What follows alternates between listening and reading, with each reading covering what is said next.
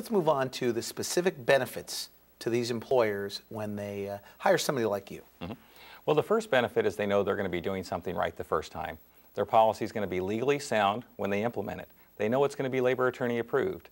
They know right from the get-go that they know that they're not going to be violating any rights to privacy that the employees may claim. They know that every issue is going to be addressed. Is that a big fear, by the way, of the employer? Oh, most definitely. The employers, that's what I'm finding coming out here more and more often and speaking with local employers, is they have a pre-written or a canned drug-free workplace policy that they've got out of some manual or off the internet, and they think they have a false sense of security that that program is going to withstand legal challenge. It will not.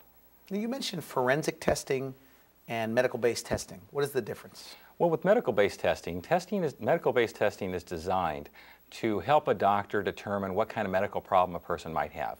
For example, the cutoffs in urine drug testing would be much lower to help a doctor, for example, determine whether or not a person's medication might be counteracting with another medication. So they want to have those cutoffs as low as possible to help the doctor in his diagnosis.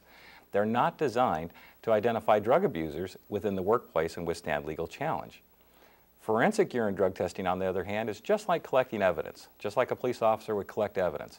They're going to make sure that that sample is collected by the person who supplied that sample, and we can prove it in court that there was no sample mix-ups or any misinterpretation of results.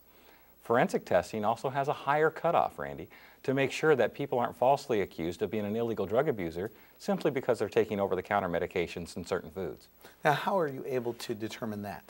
Well, what we can tell with the different cutoff levels in urine drug testing is with a higher cutoff, it eliminates all over-the-counter medications. For example, Sudafed or Actifed might have a small amount of amphetamines in it, where a medical test might call that a positive test, and if they're doing a medical-based test, the employee might be falsely terminated and cause potential liability for that employer. Forensic testing has a much higher cutoff to look for pharmaceutical-grade amphetamine and the illegal drugs.